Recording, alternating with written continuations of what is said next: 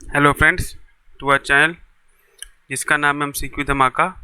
और हमेशा की तरह आपके लिए इस बार कुछ इम्पोर्टेंट लेके आए हैं। और इस बार है आपके सेक्शन इंडियन पॉलिटी से, जो कि है schedules in the Indian constitution. ठीक, ये पेपर पॉइंट ऑफ व्यू से इम्पोर्टेंट है सभी एग्ज़ाम्स के लिए, और किसी न किसी वे या थ्रू ये पेपर्स में आ जाते हैं। तो हमें ये इन्फॉर्मेशन जस्ट अपने माइंड में बैठानी है कि कौन सा शेड्यूल किससे रिलेटेड है या क्या कहता है।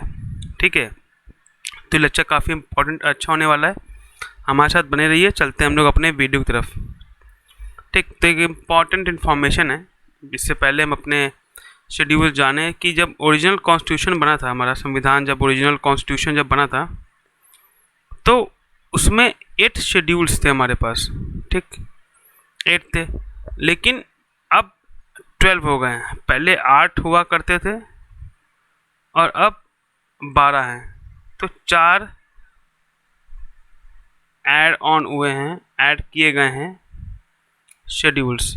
ठीक, तो ये इंफॉर्मेशन है, बेसिक है, सबको मालूम होगा, लेकिन मैं सोचा एक बार बता दूं कि 8 पहले थे, अब हो गए हैं 12।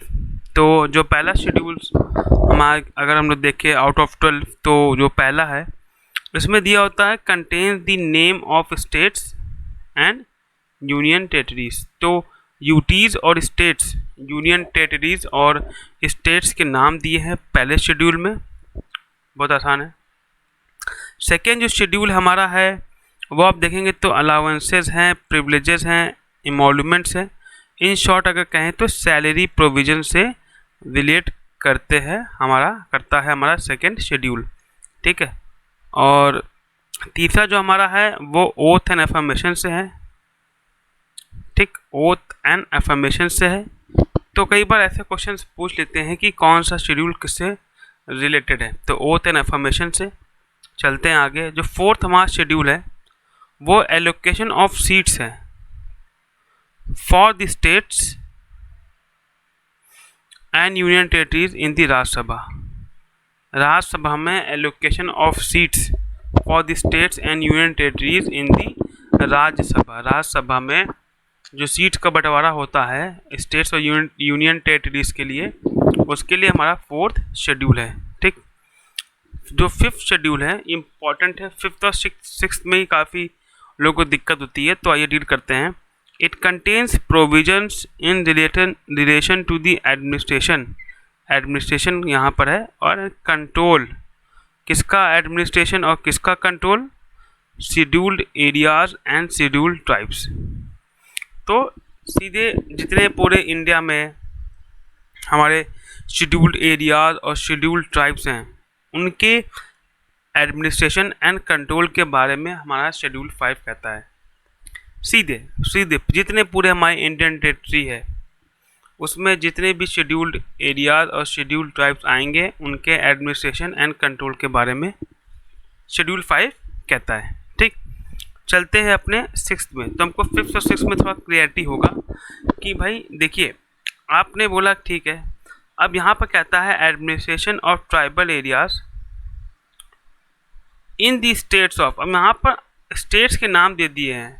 6 में आपको स्टेट्स के नाम दे दिए हैं और 5th में आपके स्टेट्स के नाम नहीं दिए थे, तो थोड़ा सा ज़्यादा प्रिविलेज, ज़्यादा फोर्स, या ये कह सकते हैं ज़्यादा अटेंशन पे किया गया है Assam, tribal areas of Assam, Meghalaya, Tripura and Mizoram. तो आपको ये याद करना पड़ेगा, क्योंकि त्रिपुरा और मिजोरम आप देख सकते हैं कि नेबरिंग है आपस में, नेबरिंग स्टेट है, तो ऐसे याद कर लीजिए। और असम और मेघालय, ठीक, वो भी आपस में एक दूसरे से बॉर्डर शेयर करते हैं, तो ये आपको याद रखना पड़ेगा। ऐसे आप याद कर सकते हैं, मैंने तो ऐसे याद किया है, असम और मेघालय और त्रिपुरा एंड मिजोरम। तो फिफ्थ और सिक्स्थ में यही बेसिकली अंतर है थोड़ा, कि वहाँ पर भी एडमिनिस्ट्रेशन कंट्रोल के बारे में बात किया गया है। फिफ्थ में शेड्यूल्ड एरियाज और शेड्यूल्ड ट्राइब्स में, और कहते हैं कि यहाँ पर जो बात किया गया है सिक्स शेड्यूल में, वो हमारे ट्राइबल एरियाज़ के बारे में ही बोला गया है। लेकिन यहाँ पर स्टेट्स के नाम स्पेसिफाई कर दिए हैं, असम, मेघालय, त्रिपुरा एंड मिजोरम। चलते हैं आगे। तो यहाँ पर 7 शेड्यूल में 3 लिस्ट की बात की गई है। एक आपका होता है कहते हैं यूनियन लिस्ट, आपका एक होता है यूनियन लिस्ट, फिर आपका होता है कॉन्करेंट लिस्ट, और फिर आपका एक होता है आपका स्टेट लिस्ट। ये 3 लिस्ट के बारे में बात की गई है। ठीक, तो ये बात की गई है। अगर आप देखा जाए तो इम्प्लीमेंटेशन पावर किसकी ज़्यादा है, तो सबसे पहले आता है आपका यूनियन लिस्ट। इम्प्लीमेंटेशन की बात कर रहा हूँ मैं, इम्प्लीमेंट पहले कौन होगा, यूनियन लिस्ट, उसके बाद आपका आएगा कॉन्करेंट लिस्ट, और फिर आपका आएगा अंतिम लास्ट में स्टेट लिस्ट।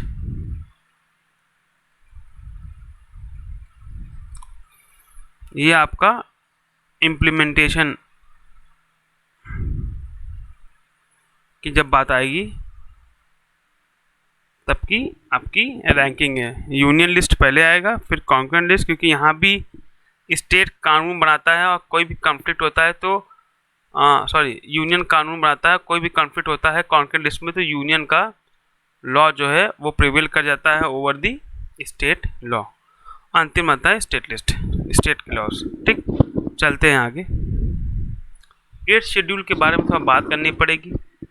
या आप देखिए तो करंटली अगर देखा जाए तो 22 ऑफिशियल लैंग्वेजेस हैं।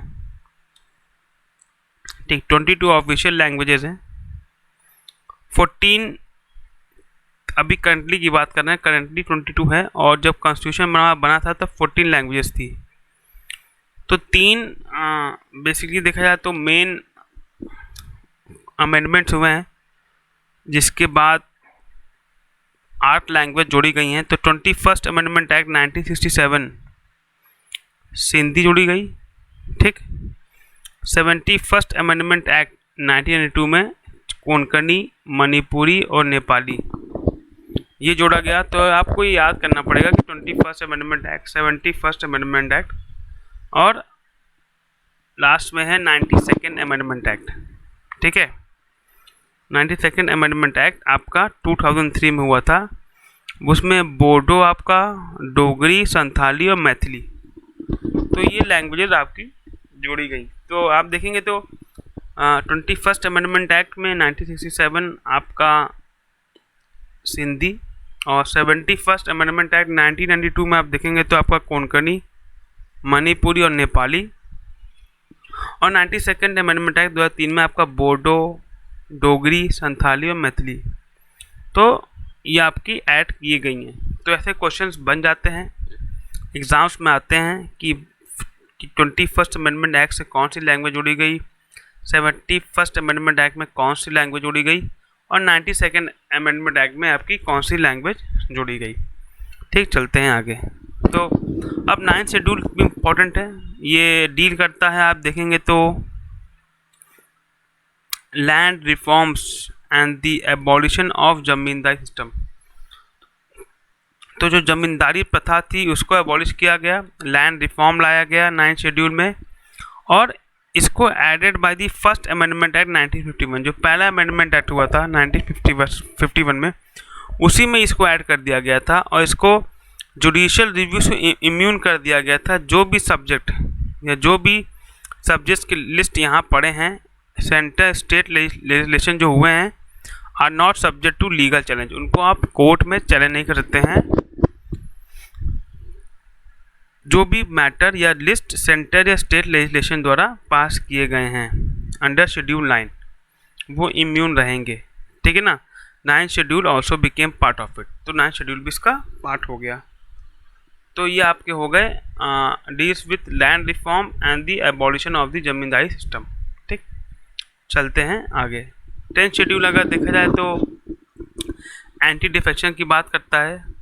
10th schedule deals with the provision related to disqualification of the members of parliament. Disqualification की बात करता है members of parliament and state legislature की on the ground of defection.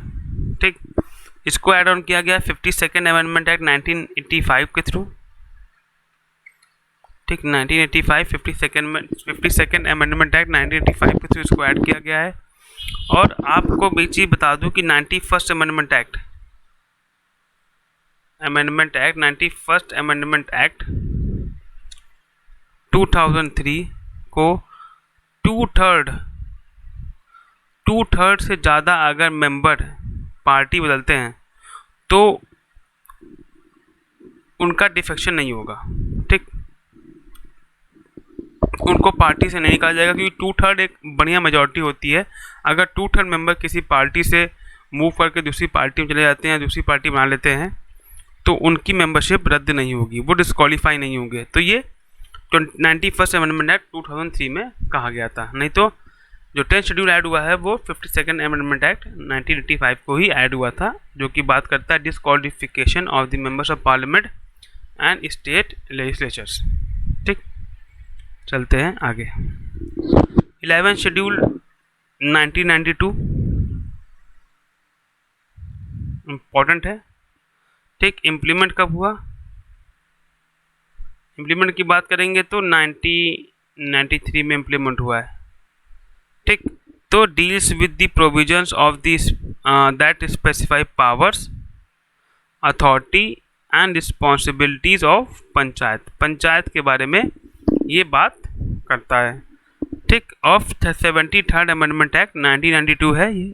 29 matters इसके अंदर हैं 11th शेड्यूल के अंदर। ठीक, तो 73rd अमेंडमेंट एक्ट। और जो आखिरी है वो म्यूनसिपैलिटी की बात करता है, वही पावर, अथॉरिटीज़ एंड रिस्पॉन्सिबिलिटी देता है म्यूनसिपैलिटीज़ को। 74th अमेंडमेंट एक्ट 1992 में ये भी है। और 18 सब्जेक्ट मैटर्स डील करता है आपका 12th शेड्यूल। तो ये आपके इम्पोर्टेंट कुछ शेड्यूल थे, उम्मीद करता हूँ अच्छा लगा होगा। पहले 8 थे, अब 12 हैं। पहले में स्टेट्स के नाम हैं, यूनियन टेरिटरीज हैं आपके। और सेकंड में आपका देखा तो सैलरी है। थर्ड में आपका ओथ एंड अफर्मेशंस है। फोर्थ में आपका एलोकेशन ऑफ सीट्स हैं राज्यसभा में। और फिफ्थ में आपके एडमिनिस्ट्रेशन और कंट्रोल की बात की गई है schedule areas and schedule tribes में। सिक्स में कुछ स्पेसिफाई कर दिया है ट्राइबल एरियाज़ में असम, मेघालय, मिजोरम, त्रिपुरा। और सेवन्थ में 3 लिस्ट की बात की गई है।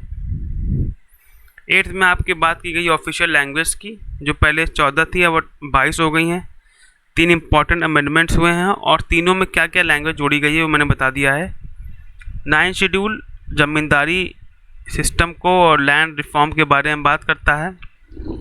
और जो भी subject matter first amendment act के पहले आ गए हैं वो उनको इम्यून कर देता है इसमें। और जो इम्यून कर देता है जुडिशियल रिव्यू से। और जो 10th शेड्यूल है वो डिफेक्शन की बात करता है। इसमें 52nd अमेंडमेंट एक्ट और 91st अमेंडमेंट एक्ट आपको ध्यान रखना पड़ेगा। और 11th शेड्यूल बात करता है पंचायत की। 73rd अमेंडमेंट एक्ट की बात करता है। और 12th शेड्यूल आपकी बात करता है 74th अमेंडमेंट एक्ट 1992। ठीक, तो उम्मीद करता हूँ सेशन अच्छा लगा होगा आपको। तब तक के लिए bye bye and take care.